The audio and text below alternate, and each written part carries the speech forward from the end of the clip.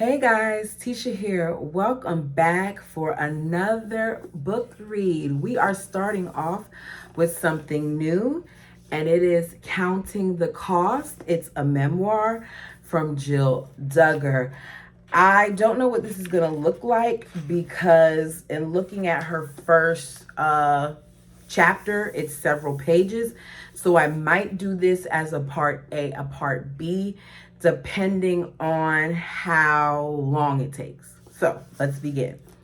To those of you who have been harmed in the name of religion, to those who have suffered behind closed doors and have yet to find their voice, to those who have begun to find their voice but may still be living in a season of isolation, to those who, like Esther of the Old Testament Bible story, have courageously answered the call for such a time as this in Esther 4:14, and despite the backlash, have now found their voice. From victims and survivors to strangers, family and friends, this book is dedicated to you. May you all know that you are not alone, that your story, your voice, and your mental health matter. The Lord is a stronghold for the oppressed, a stronghold in times of trouble. Psalms 9:9. We're going to begin with the prologue, which is entitled The Sled. For which of you, intending to build a tower, sitteth not down first, and counteth the cost, whether he have sufficient to finish? Luke 14:28-29. The Sled. February 2nd, 2014, at the Big House. Technically, there was no problem with Derek and I being outside together that way. We weren't on a date or anything, so we didn't need a formal chaperone. Plus, there were easily half a dozen little Duggars running around there with us playing in the snow. We were safe. We were following all the courtship rules that my parents had encouraged us to write down. No holding hands, no in-person one-on-one conversations without another adult or mature chaperone present, no putting ourselves in a position where we could fall into temptation. All the same, I knew that people would be watching us. It was to be expected. In between rides on the sled down the hill that runs away from the house, we were trading stories. Derek talking about the new job he was about to start, me telling him about my week as a student midwife. At some point, the conversation was probably going to turn to the different wedding venues we've been looking at. We were doing nothing unusual, nothing that any other couple of 20-somethings who are weeks away from getting engaged would hesitate to do. I was happy, at peace, and in love. So I was surprised when I heard my mom call out, "Hey kids." The snow was soaking up the sound, and it felt like the whole world was listening. When I turned to see her standing on the front porch, my stomach dropped. She was smiling, that same smile the world has seen for years, a smile that's pure innocent but protects like a shield. And her voice was full of sweetness and joy, but I knew that voice well. By that point in my life, I'd been obeying it for 23 years. I knew what was coming next. No boys and girls on the same sled. "Yes, ma'am," I said, jumping off the sled immediately.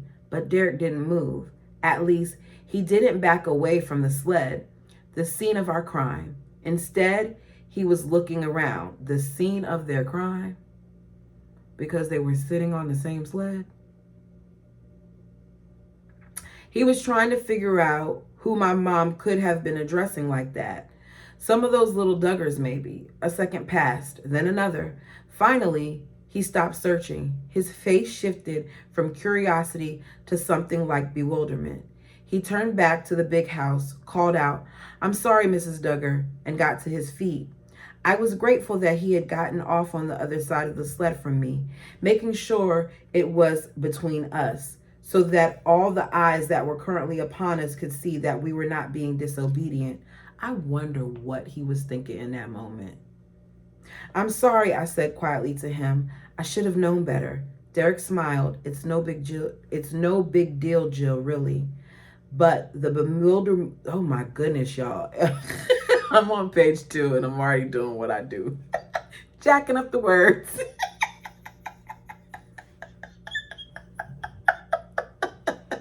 If you're new here, I jack up the words sometimes. I pronounce things wrong, but I promise I'll go back over it if I notice that I do it. But the bemild...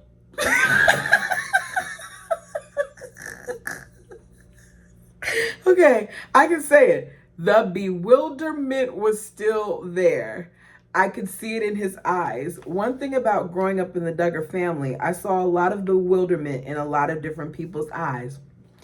Cameramen, journalists, everyday strangers in a store. There was always someone staring, always someone trying to figure out if we were for real. For years, I didn't pay much attention to it. I either brushed it off or told myself that people's confusion about Duggar family life was just another sign that we had been blessed by God with a wonderful opportunity to show the world how we live. On that day, in the snowy front yard with the empty sled between us and all those eyes on Derek and me, I was unable to see things clearly. It was the same a month later when Derek proposed to me, and I made sure that when I said yes, the film crew got the shot just how they wanted it. I couldn't see my life from the outside. I didn't stay that way. Soon, the bewilderment will be mine. It sounds like she lived her life under this microscope and that she was always thinking about the appearance. Like she couldn't just be in the moment. So, chapter 1, Sweet Jilly Muffin. Click. My parents didn't believe in magic. They didn't believe in dancing either. But they understood the power of music. And like all magicians, they knew exactly when to wield it. Just the sound of Mom loading the cassette into the tape player was enough to call us all to order. With one press of that button marked play, we would stop. We would listen. We would zip up our mouths, lock our feet on the ground, and our eyes on Mom. We would be in control completely, held by the 3-second silence before the music would start, ready for whatever came next. Sometimes it was a violin and piano, other times a rousing chorus of voices. On the rarest occasions, we might hear drums, but only if they were accompanied by a marching band. It would take years before I would have the words to accurately describe and define the narrow genres of music we were allowed to listen to. A cappella hymns, Southern gospel, certain classical pieces like Handel's Water Music. I hope I'm saying that right. I was an adult by that time. I could understand the reasons why these and these alone were the kinds of music that were allowed to fill the air of the Duggar household. But back then, in the sweaty living room, I didn't have any need for words. The music alone was enough. I liked it best when Mom played Ever and Joyful Song. Almost immediately, the violin was marching and spinning and twisting like a kite caught in a storm. All of us Duggar kids would get caught up in it, from my oldest brother Josh down to whichever baby would be old enough to rock on all fours, dribbling with delight. At times, music was a distraction. Mom used it as a tool to break us out of a cranky mood or inject a little joy when it was needed. Other times, she used it as a motivator to keep us on task as we folded laundry or unloaded groceries. Whatever the reason for pressing play, she used it wisely. Music had power. Music still has power. And it could be turned off as easily as it was turned on, especially if someone mentioned the D word. The D word during music? Look, one of my younger siblings would say quietly to another little Duggar, I'm dancing. The D word is dancing? What? Okay. Click, silence. Hey guys, listen, Mom would say, her sweetest smile back once more. We don't dance. Remember, we want to be careful how we move our bodies so we don't draw attention to the wrong areas. It's okay to jump for joy when we're excited, but we don't dance. Most times the music would go back on and we'd be allowed to continue. But if someone's joy jumping got a little too physical, it was either Handel's Water Music or game over silence. Most of us Duggar kids knew the rules, but sometimes when friends were over, we had to stop because one of them was sticking their butt out, or even worse, shaking it. So they played this music and they sat there and they observed whether or not the kids moved too much to it. And if the kids moved too much to it, then it was turned off. Because God forbid they showed a little bit too much excitement in listening to the music. Wow. Try not to be judgmental. Okay. We need to be very, very careful about the way that we move our bodies, Mom would say. If you're shaking part of it, where do you think people will be drawn to look? We'd all chorus the answer together. The part you're shaking. I don't know. That's my kid voice. That's right. And you don't want people looking at your bottom, do you? You don't want people thinking bad thoughts about you, right? Oh my gosh. No, ma'am. Remember what happened when King David was dancing in the street after returning with the Ark of the Covenant. His wife despised him. That's right. He was dancing and he was immodestly dressed, and his wife despised him for it. Let's all remember that. Okay, she's leaving stuff out. When we are having fun, let's make sure that we don't move in a way that draws people's attention to the places it shouldn't. By the end of the talk, there was no more jumping. Dancing was off limits, so I learned from a young age how to be a hunter. A hunter. We lived in Springdale, Arkansas, a city of about 70,000 at the foothills of the Ozark Mountains, in a little house set on 3/4 of an acre next to a church. There were cow pastures all around us, and being homeschooled like we were, we spent a lot of our days outside drinking in that wholesome northwestern air. But I didn't hunt with a gun and I didn't lay traps. Instead of rabbit or quail, it was approval that I was searching for.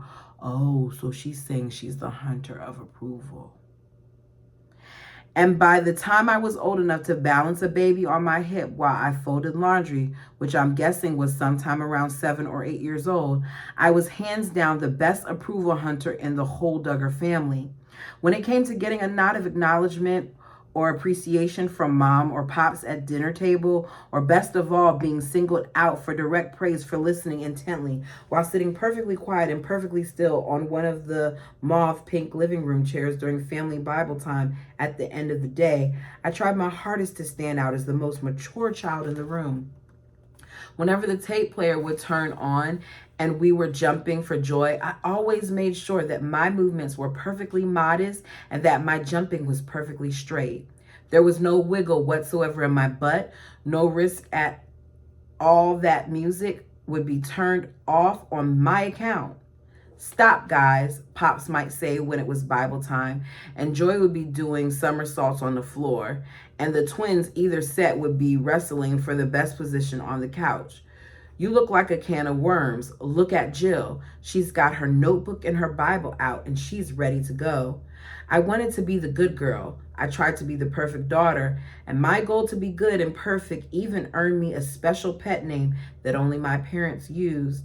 I was Sweet Jilly Muffin, the fourth born, second daughter in the family. Oh yeah, Pops would say whenever he was asked about his kids and he thought none of us were listening.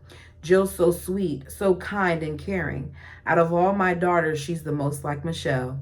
For an approval hunter like me, being compared to my mom like that was the greatest prize I ever could get and wish for. Mom was calm, self-sacrificing, and entirely loving. She seemed nearly incapable of anger or bitterness, and the love she had for her family only ever grew larger.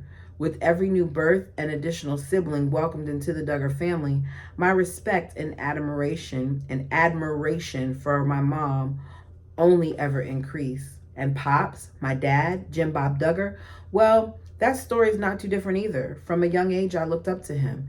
Just before our family reached double digits, he started bringing a few of us older kids with him to work at his car lot to give Mom a break and have some quality time with us older ones.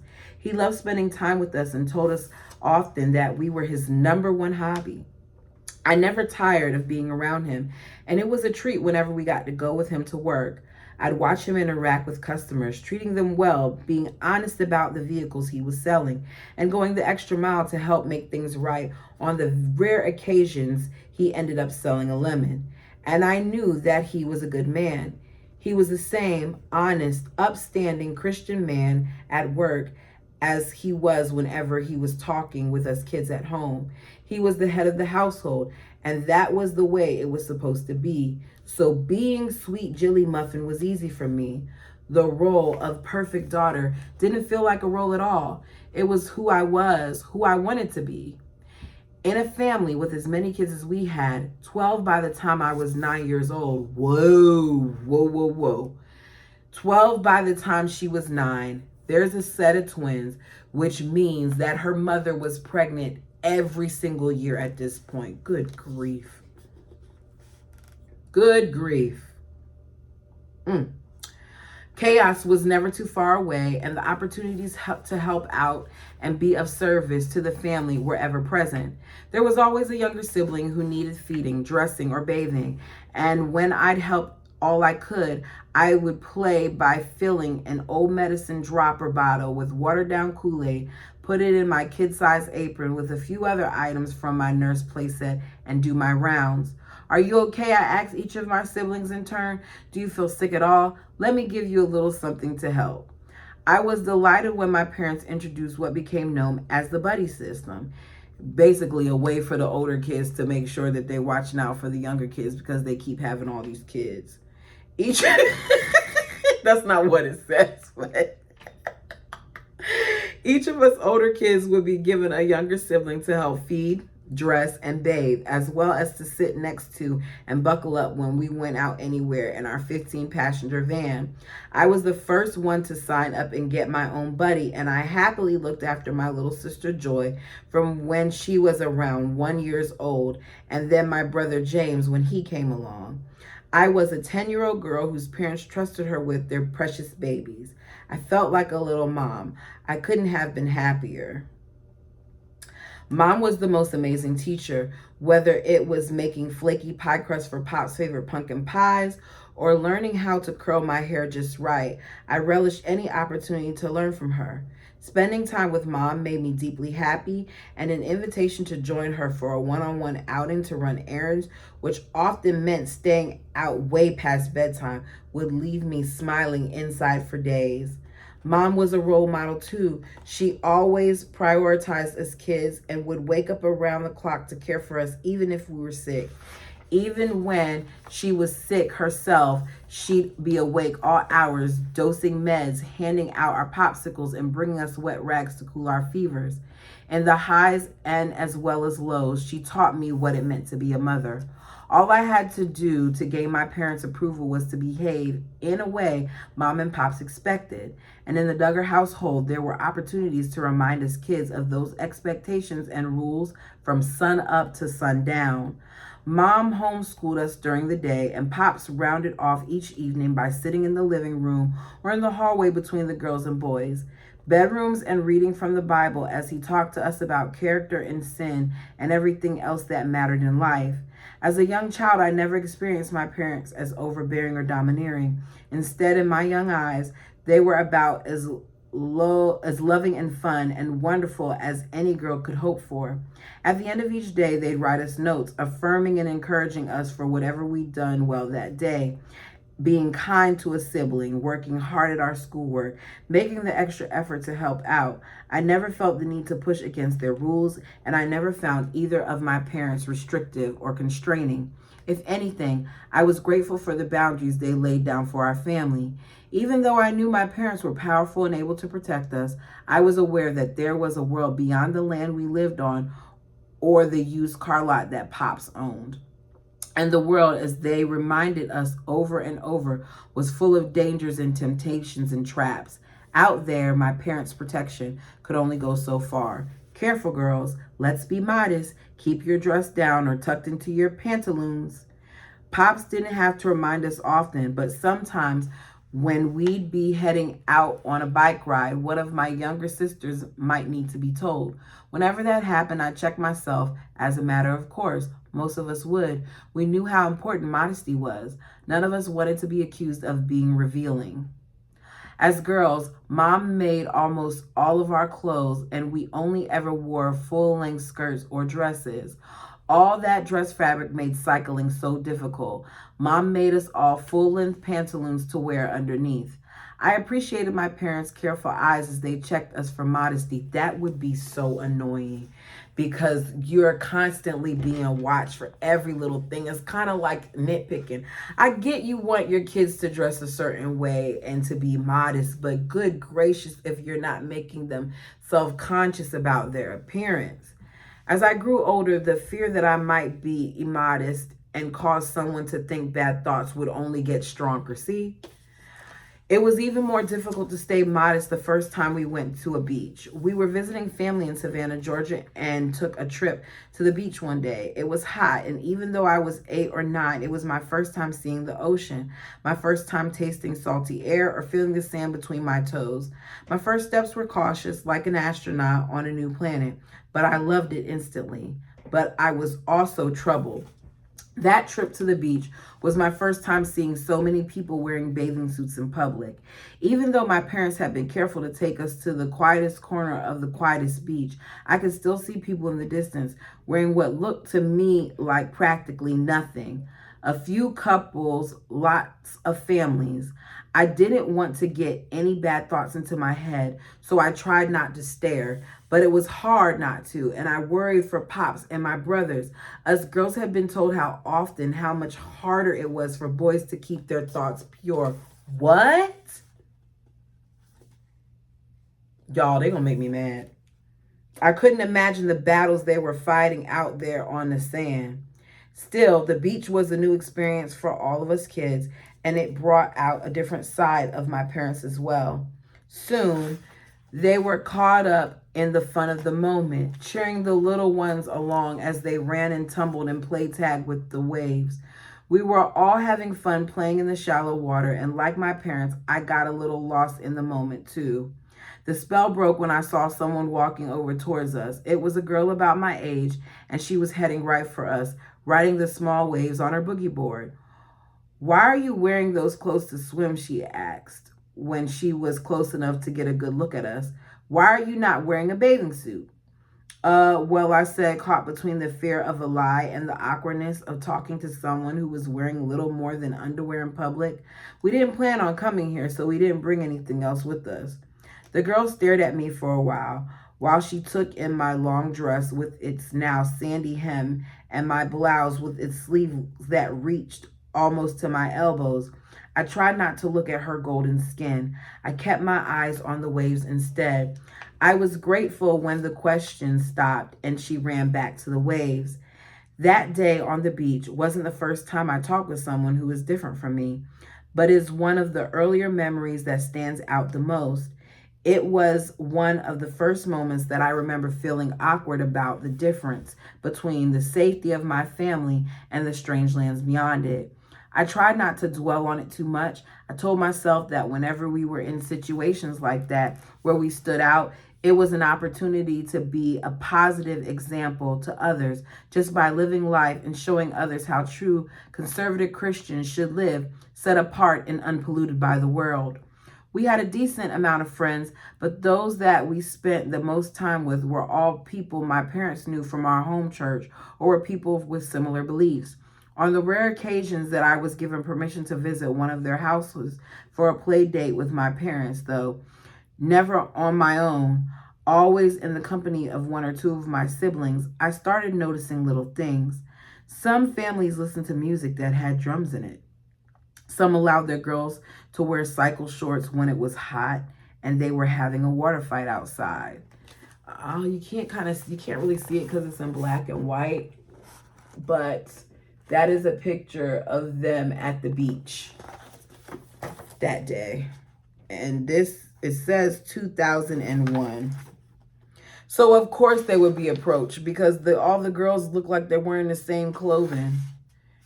And yeah, anyways. Some homes had a TV, and some kids even talked to me about having friends who went to public school. Instead of needing to keep any of this a secret, I was grateful that my parents were happy for me to tell them whenever I had seen or heard when I was away from home. Why doesn't it say what I was? Okay. It was clear that they had thought carefully about how they wanted to raise us, so they always had time for a discussion about the differences between our family and others, even though they took different approaches. My parents liked to use role play to prepare us for life. Okay, Mom would say at a random time. Many times each week, usually during family Bible study time in the evening. What if somebody comes up to you and says, "Hey, Joseph, why don't you read this book right here? It's got a witch in it. What do you say?" Joseph would deliver his line right on cue. "I'm a Christian. I'm not able to do that." "That's good, Joseph. And what about you, Ginger? What would you say if someone asked you to watch a movie with them, the kind with people who are immodestly dressed?" I would say, "I'm sorry, I'm a Christian. I'm not able to do that."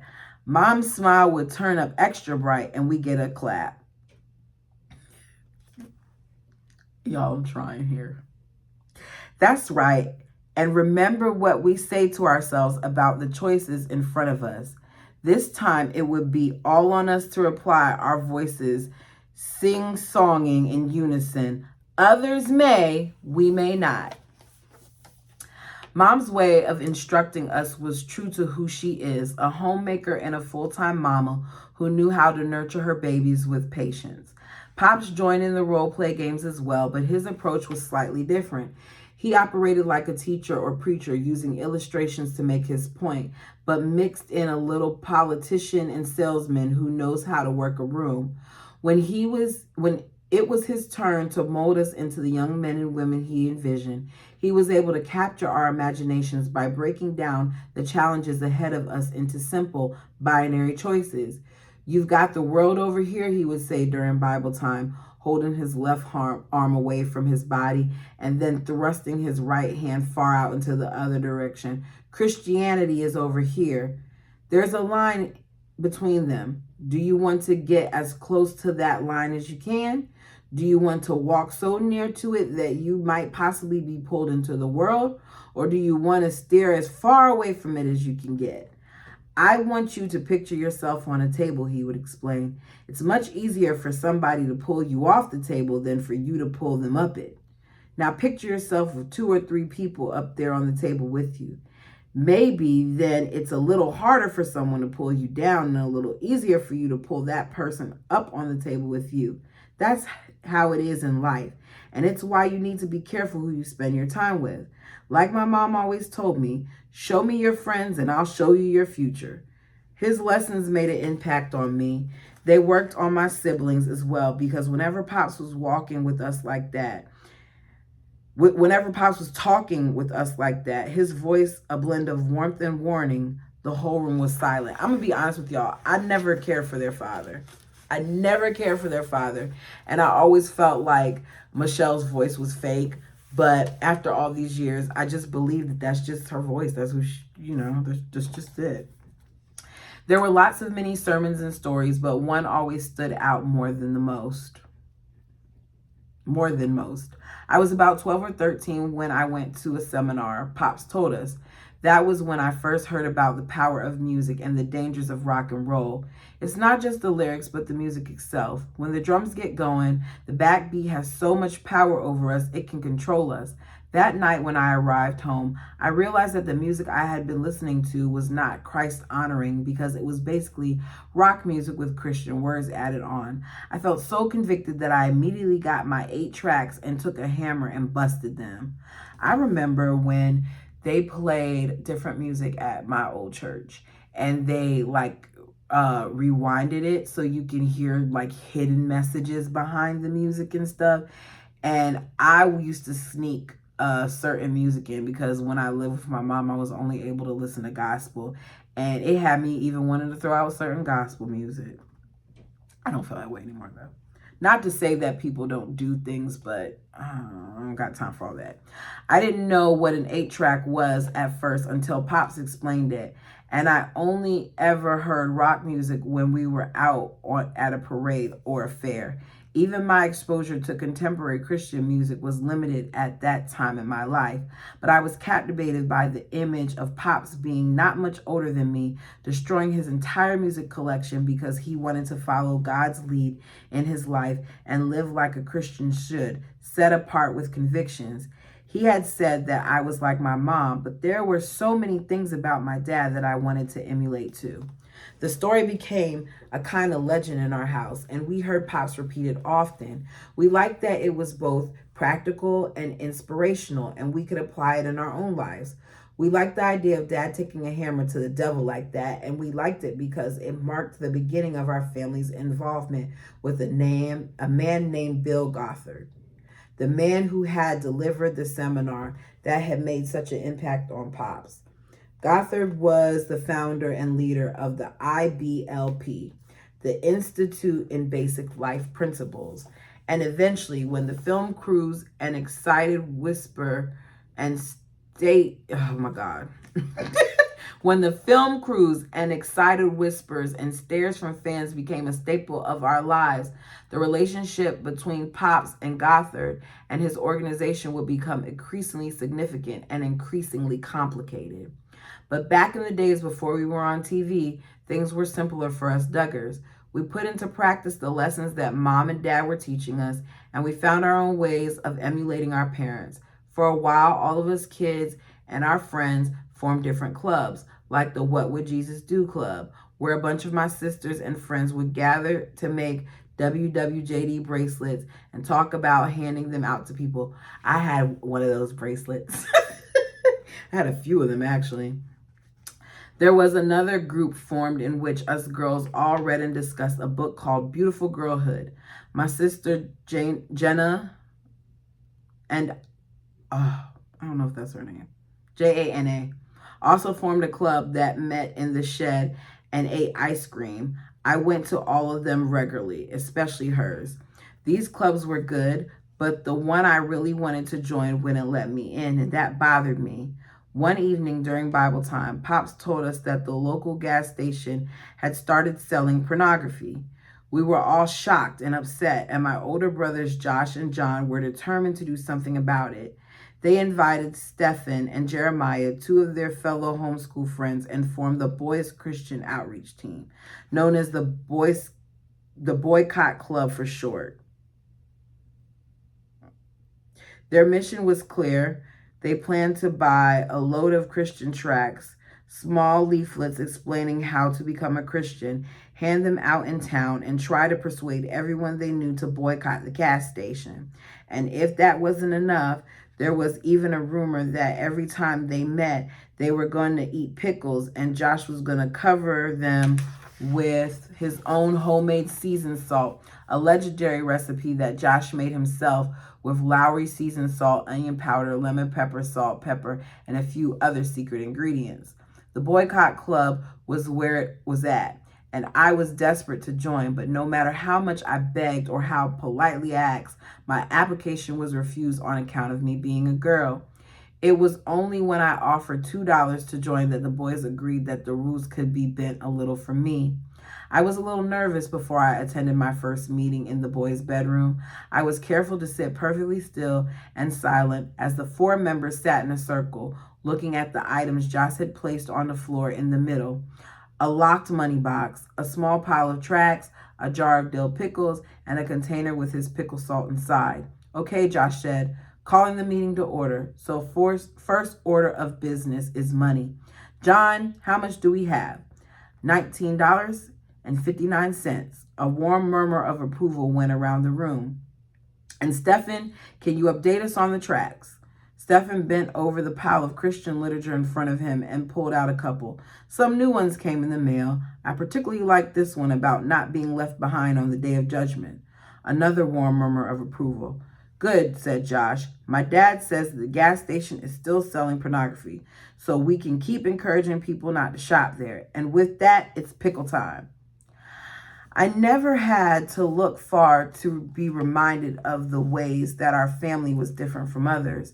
It took an 11-hour drive in our beat-up RV that usually ended up lasting 2 days with the added stops and breakdowns for me to discover how similar we were to others. It was the mid to late 1990s. I was little at the time, too young to even have been giving Joy as my buddy, but my memories are clear. We set out early in the morning and drove from our home to Northwest Arkansas. I keep wanting to say Arkansas, y'all. Taking Interstate 40 past Little Rock and all the way to across Tennessee to Knoxville. It was a long drive, but the moment we arrived at our destination, we all knew it was worth it. We ended up at a conference in a basketball arena at the University of Tennessee, and the venue itself was enough to make my eyes pop. Bleachers rose high and wide. There were bright lights shining onto the stage, and a men's quartet was practicing while people rushed around on the stage, putting the blue curtains and green ferns in place. We found an occupied row way up high towards the back. My mom had given each of us a bag with a coloring book, a new box of crayons, and some snacks. Exciting as the bag was, I was too busy staring all around me. Whenever I looked, there were people who were just like us. Families with identically dressed children, the girls in matching floral blouses and skirts that reached down to the ground, the boys in navy or khaki pants and button-down shirts, parents marshaling their family units around the arena, some with 4 or 5 kids, others with close to 20. Having spent the first years of my life being taught how different we were from other people, it was almost shocking to see so many people who dressed like the Dovgers. The conference was called Advanced Training Institute, ATI, Family Conference, and had been organized by the IBLP, the same group that was behind the seminar that had made such an impact on Pops. He and Mom had started to follow the teaching together soon after they'd gotten married, but this was our first trip as a family to an annual conference designed to encourage and equip homeschooling families like ours. As the event got underway, I was spellbound by the music. The quartet sang in perfect harmony, and the whole auditorium was led in a series of upbeat hymns. We're marching to Zion, leaning on the everlasting arms, and victory in Jesus, all accompanied by a single talented pianist. The singing was powerful, but it was nothing compared to the moment when the IBLP's founder and leader, Mr. Bill, took the stage. He was short and soft-spoken, but there wasn't a single person in the audience who wasn't listening to what he said. Just like the clothes and the large families, what I heard was instantly familiar to me. Children are a blessing from the Lord. Music can be a tool of the devil. Dancing is immoral and leads to sinful thoughts and behaviors. If somebody was offering you $1 million, would you refuse it?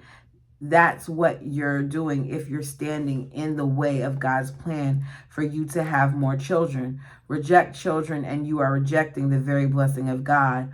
Modesty is vital. Do not let yourself or your children lead someone into temptation. Even though he spoke passionately about the value of children and the importance of large families, he was single. Now, ain't that ironic? So this guy who has so much to say about families and children is single. That alone would make me not want to listen to Mr. Bill. He had never married and had no children. Yet, I never heard anyone at any of the conferences take issues with it. Mr. Bill wasn't like the rest of us. The usual rules didn't seem to apply to him. He loved to quote scripture. The King James Version was the only translation he used, so the language was old and dusty, but there was a power and authority in it, and I listened carefully, grateful for the clear rules that the Bible provided. Lo, children are an heritage of the Lord, and the fruit of the womb is his reward. Psalms 127:3. The woman shall not wear that which pertaineth unto a man, neither shall a man put on a woman's garment. I got a question, since they always want to quote that. Okay, y'all have activated me officially. What is a woman's garment? When in biblical days, women and men were wearing the same thing. I'm just wondering. For all that do so are an abomination unto the Lord thy God. Deuteronomy 22:5. In like manner also, that women adorn themselves in modest apparel. Oh my God. This is not with braided hair or gold or pearls or costly array. 1 Timothy 2:9.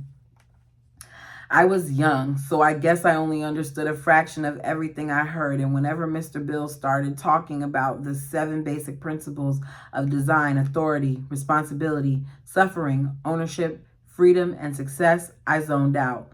But many of the words that echoed around the arena had been said many times by my parents at home. And looking around at the faces that were locked on the stage, I guessed that whatever Mr. Bill was saying had to have been worth following. Eventually, Mr. Bill stepped away from the lectern and invited other people to join him. I watched as a handful of parents with young babies walked nervously onto the stage. "These are our reversal babies," said Mr. Bill, at which point the whole arena exploded with applause. My siblings and I were confused, and Mom tried her best to explain over the noise of the clapping what a vasectomy was, or how some women had their tubes tied and the surgical procedures required to reverse it.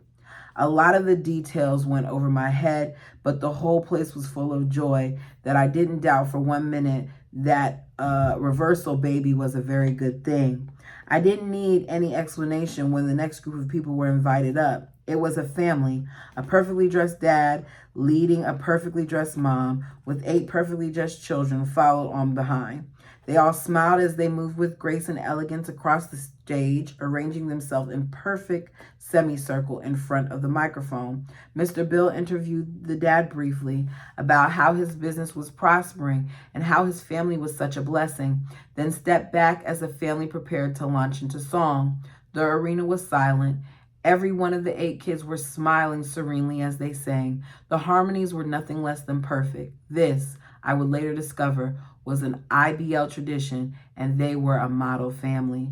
Ahead of each conference, families could audition for the privilege of being invited on the stage and perform a musical number in front of everyone. So, does that mean if I went, they wouldn't let me sing?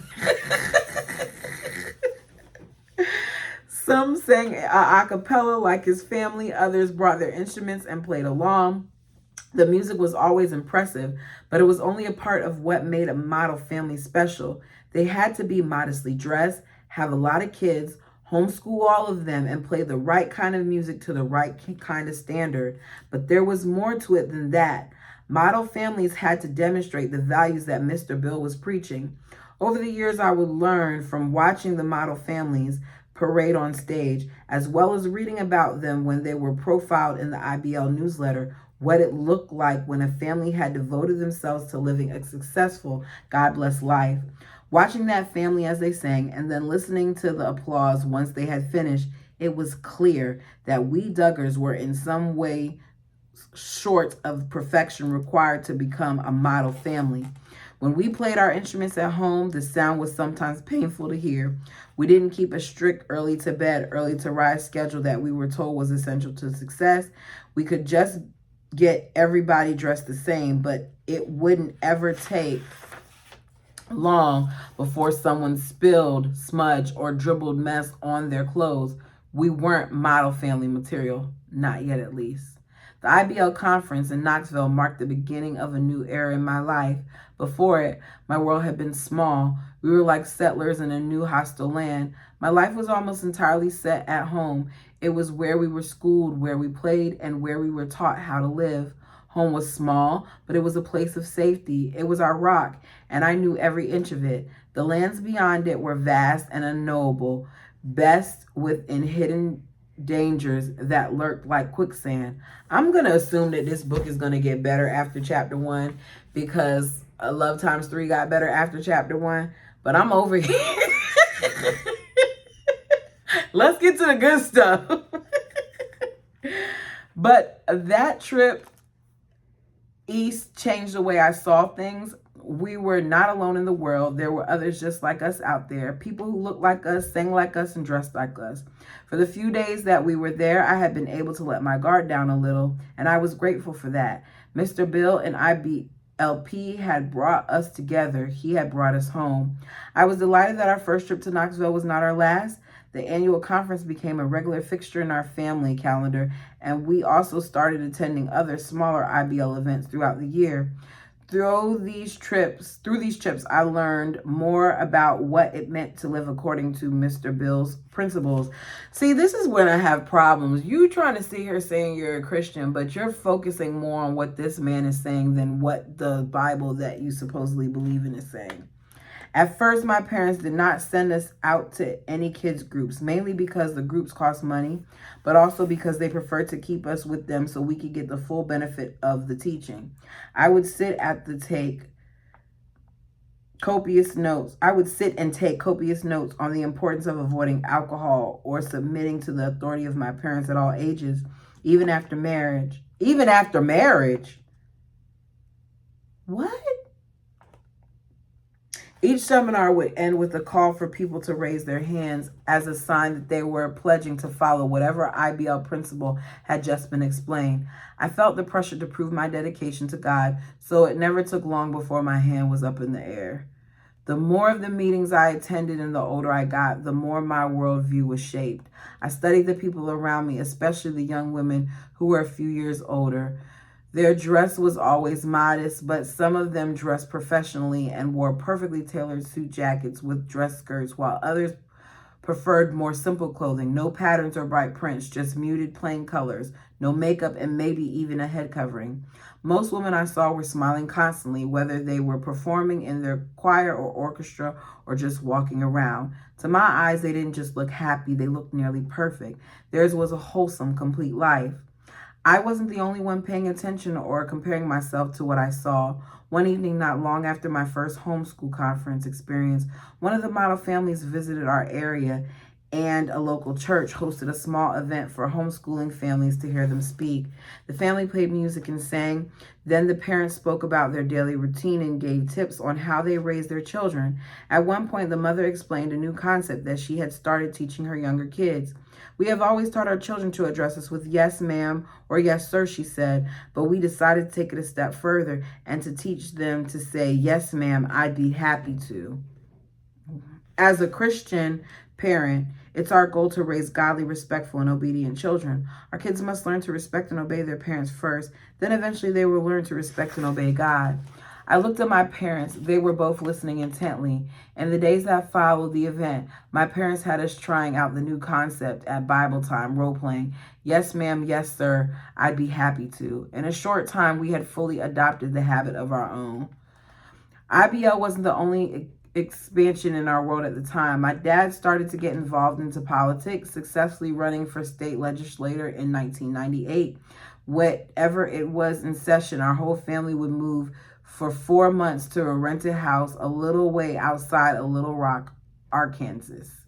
Homeschooling would continue just as it always did, though sometimes instead of crowding around the kitchen table or learning outside in the Fort Northwest state, some of us older, more mature kids would be allowed to take all our study materials to the Capitol building while Pops worked.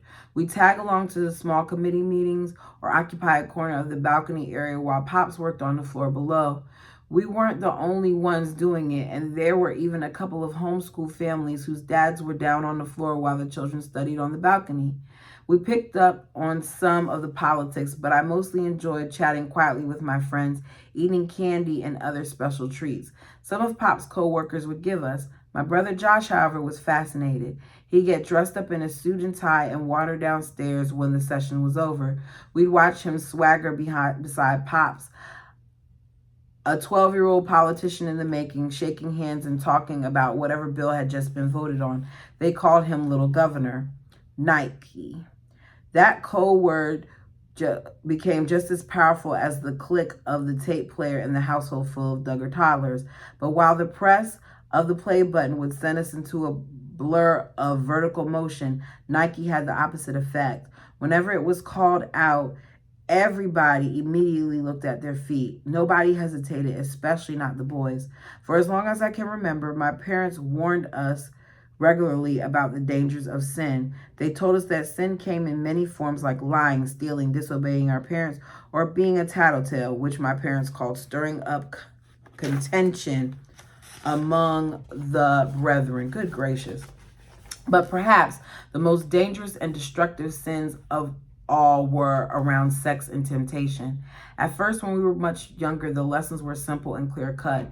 Physical intimacy was created by God and reserved for marriage, they say frequently. So the only person you should ever kiss is the one you marry on your wedding day. I liked this simple rule. It made sense to me. But later, as we got older and the first of the Duggar kids approached puberty, the lessons became more complex. It started one summer when I was around 9. Josh was 12, and the twins John David and Jenna were 10. It must have been around the time of either the Spice Girls or Britney Spears, neither of whom we had ever heard of. And whether we went into town or it seemed like every other girl we saw was wearing the kind of clothes that showed all their curves and most of their bellies. At first, we tried to ignore it, but with so many people following their fashion, it was almost impossible. I'm sorry, y'all. I didn't realize how long it been. I got a few more pages. Eventually, one day, we were pulling out of the gas station. One of my older siblings cracked. "Don't look," they said as we passed by a particular scantily dressed teenage girl. "There's bad girl dressed immodestly over there." Mom turned around instantly and looked at all of us in turn. She wasn't smiling. "Children, be careful about how you speak of others and the words you use. You know, I do want you guys to protect your eyes, but I also want you to be careful not to think down about other people who dress a certain way. When you see someone dressed immodestly, it's okay to tell your siblings not to look, but don't put the other person down. That girl just doesn't know any better. It's not our place to judge. We should be praying for her instead." She paused briefly. "When I was younger, before I was a Christian, I used to mow my lawn in a bikini. I really didn't know any better." The silence that settled on us all was heavy as a deep winter snow. To think Mom was dressing so inappropriately at the same time Pops was destroying his music collection in pursuit of righteousness was kind of hard to comprehend. But Mom was the most godly woman I knew. Thinking about her transformation only made me love her and respect her more. Later that evening at home during Bible time, Mom carried on the conversation. "You know what made me want to stop dressing like I used to? It was when I learned from your dad that men aren't like us girls. When women wear tight or revealing clothes that show certain parts of their skin between their collarbone and knees, it gets guys going and can stir up sensual desires." Let me tell you something. It don't matter if I wear the tightest shirt on earth or my man's hoodie. Either way, he's going to feel away. The fact that you're telling these girls this, I don't like it. I feel like far too much pressure is put on young ladies, and they shouldn't have had to worry about that. It can make men think bad thoughts. When girls do that to men, they are defrauding them. That's not good, and it can lead them to sin. So it's her fault that she was given certain features, and this man is lusting after her. I think that was my first time I've ever heard the word defraud, and it hung in my mind for a while. I didn't want to cause young men to think impure thoughts, and I proposed to never defraud, not by the way I dressed, not by the way I acted. I would be pure and live Christ-like, even if it was difficult at times. Perhaps one day I would be worthy of a truly godly man. Pops raised the issue with us as well, explaining that even though we have all had bad thoughts at times, what mattered was how we dealt with them. You have a choice about how you will deal with those thoughts. A thought became a sin when you dwell on it. It was around that time that Nike became part of the Duggar Code. My parents were looking for a way to keep the boys from having impure thoughts, but wanted something more effective than a simple telling them not to look whenever temptation walked by. Nike was their solution. When we were outside and saw a female dressed badly, someone defrauding men by potentially planting bad thoughts in their minds, this is crazy. Someone would call Nike, and everybody would immediately lock their eyes on their shoes until an all clear was given. But Nike wasn't enough. The dangers were not just out there on the street or in the mall, and they were just limited to the summer. They weren't just limited to the summer. They were closer to home, as I soon discovered. I didn't know it at the time, but one problem was church. For as long as I could remember, we had attended Temple Baptist Church. The teaching wasn't quite the same as Mr. Bill's, and I don't think that there were any other IBLP families there, but it took a conservative line on most things, and people were kind to us even though we didn't share their same beliefs. My parents had always seemed happy enough with us going there, even if some of the other non-IBLP families had standards that were lower than ours. Sending their kids to public or Christian schools and allowing them to hang out with the young group and goof off when service was over. But it was at the end of the year when things went wrong.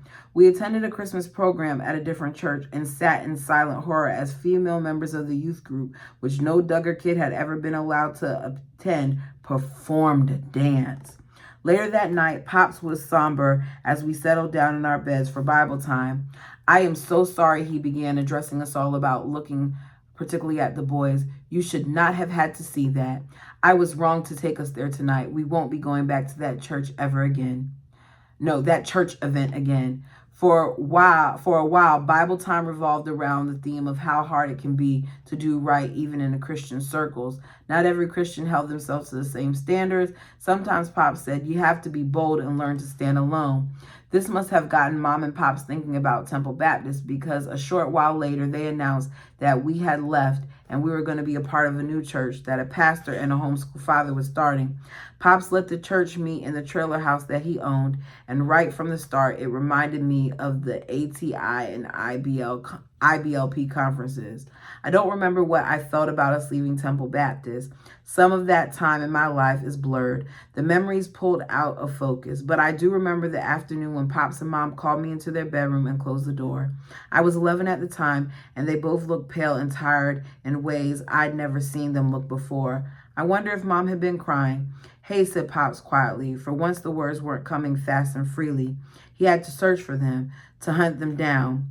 Josh has been talking to us. He confessed about some stuff that he's done. Can we talk to you about it? I nodded, sat quietly, and waited. Waited for Pops to find the next words that he was going to say. Oh, that's how it ended. Okay, I think it's about to pick up because they're about to start talking about Josh, and I think this is going to come quick about Josh doing things he wasn't supposed to do. And I'm interested now. So we got chapter 1 out the way. Y'all, let me know what you think. Please like, comment, and subscribe. And until next time.